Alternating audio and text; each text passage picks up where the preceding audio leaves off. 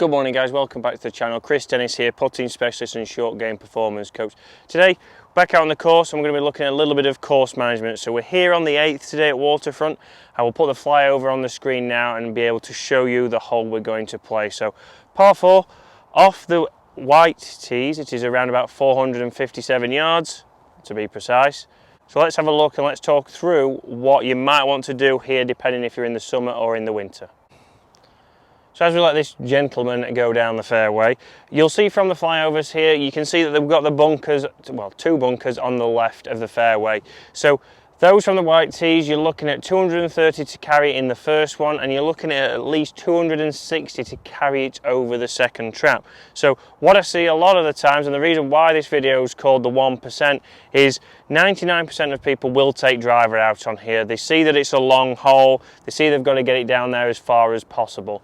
What I then see is even if they fade the ball or even if they hook the ball, sometimes they end up in the trap. And if they end up in the trap, then they're trying to either get out of the first one, they sometimes end up in the second one, and then they get it down there about 50 yards. They've still got 180 in. So they've got a long shot in.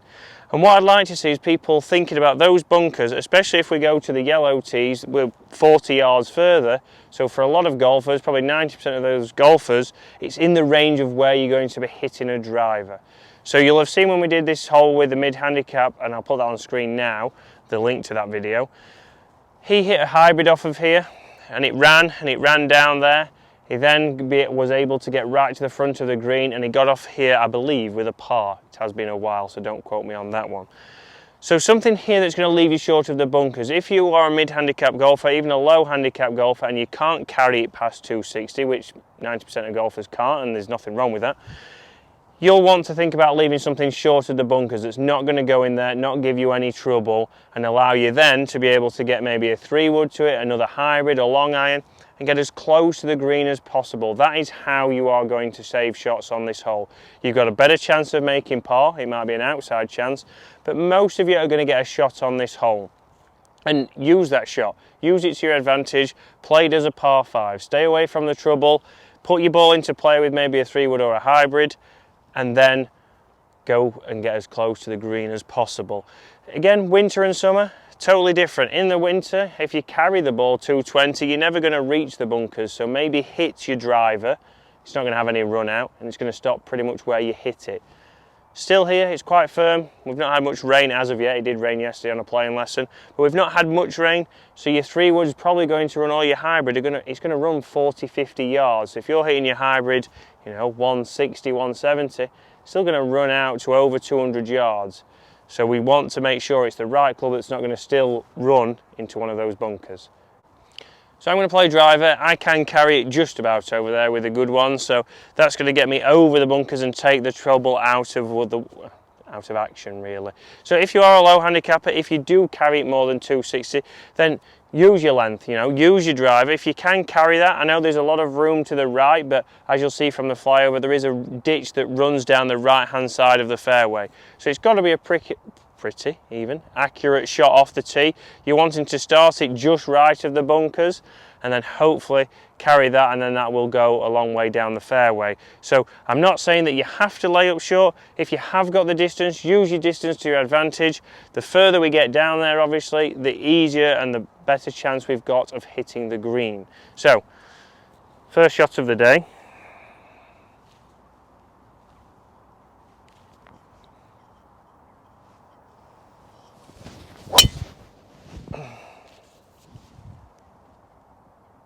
So going towards the bunkers, over the bunkers. It seems with the new 425 that Mr. James Robinson has borrowed me, I've got a nice little draw. So that's drawn over the bunkers.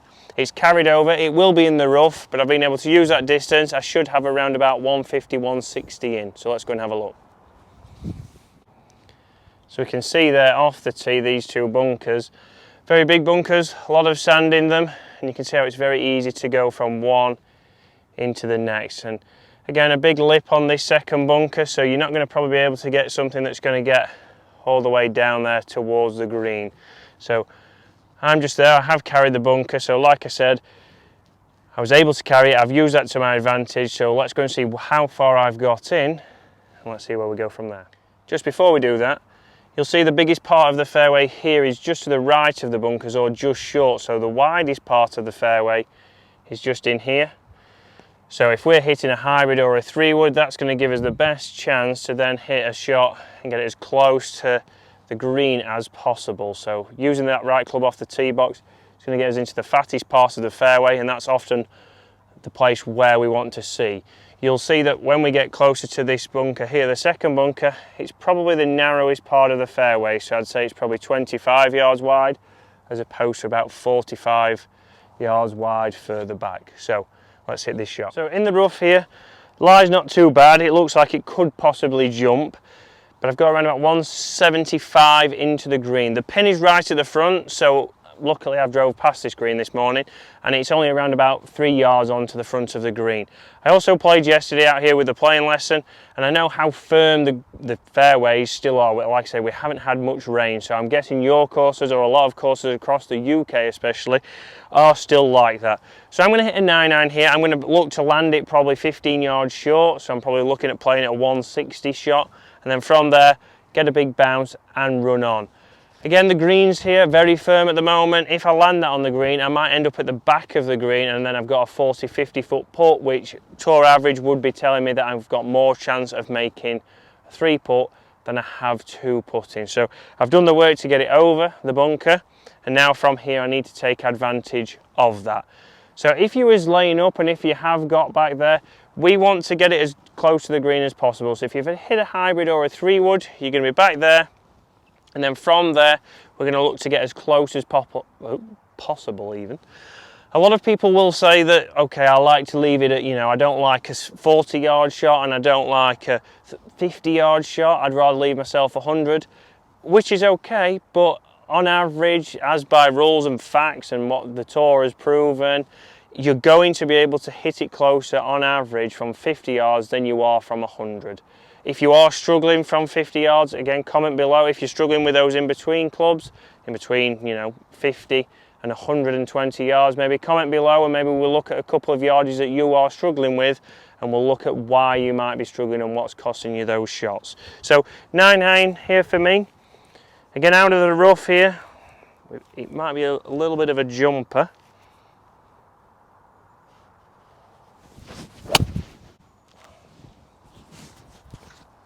So struck it very well for the second shot of the day.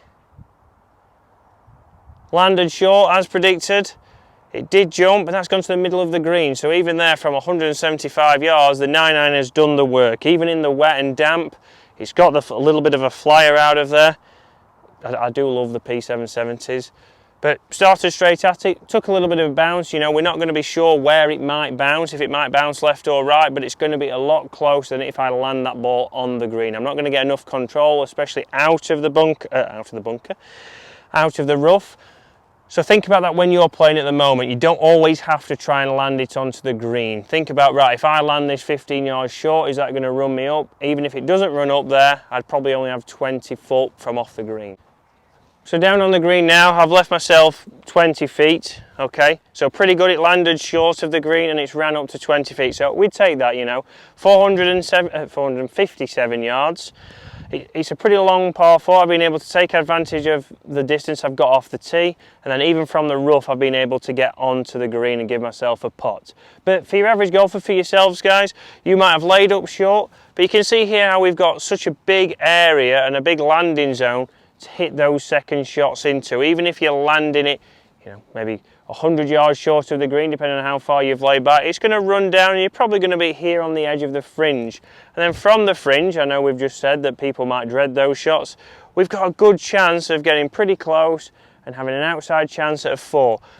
Like I said at the start, you're more than likely going to get a shot on this hole. From there, take advantage of that shot. Play it the correct way. You might get a 4. If you do, great, 3 points. If not, you're getting a nice, easy 2-pointer and you're closing out your round by still being focused, still playing it the correct way, not trying to chase the elusive birdie. So same process that I would do if I was playing properly. Even though I'm out here just practicing, I'm still going to think about, right, I need to practice my green reading, I need to see what the green is doing. So I've got that coming from the left hand side. So let's line that up. Let's line her up. Perfect. So I've got breaking around about a foot from the left. Famous last words.